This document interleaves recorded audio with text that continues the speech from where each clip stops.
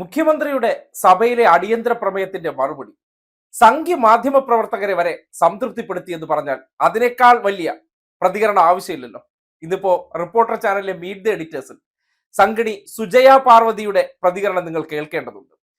Locum മർദ്ദനവുമായി ബന്ധപ്പെട്ട് ആവേശഭരിതരായിട്ട് സർക്കാരിനെ ഉൾപ്പെടെ വിമർശിച്ച വ്യക്തിത്വങ്ങളിൽ ഒരാളാണ് സുജയ പാർവതി.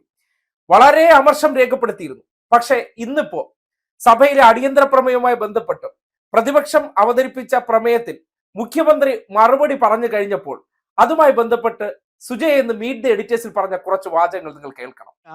ഈ EMS സർക്കാർ മുതൽ 2016 വരെ ഉള്ള വർഷങ്ങളിൽ ആകെ കേരളത്തിൽ 30 അടിയന്തര പ്രമേയങ്ങളെ ചർച്ച ചെയ്തിട്ടുള്ളൂ.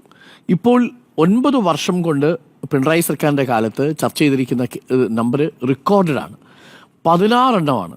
ഇന്ന് 16ാമത്തെ അടിയന്തര പ്രമേയത്തിനാണ് അനുമതി കൊടുത്തിരിക്കുന്നത്. അതിലും റെക്കോർഡ് ഇട്ടിരിക്കുന്നു. മറുപടി തൃപ്തികരമാണോ?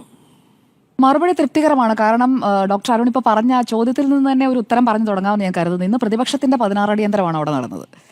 നല്ല രീതിയിൽ അതിൽ പങ്കെടുത്ത് പ്രതിപക്ഷം തൃപ്തിയായി മടങ്ങി പോകുന്നതാണ് നമ്മൾ കണ്ടത്. കാരണം 2:40 ആകുമ്പോഴേക്കും സമയം കൂട്ടിക്കൊടുത്തു കേട്ടോ. 2 മണി വരെയാണ് നിശ്ചയിച്ചിരുന്നത്. 12 മണി മുതൽ 2 മണി വരെ സമയം കൂടുതൽ വേണം, എടുത്തോളൂ എന്ന് പറയുന്നു, എടുക്കുന്നു.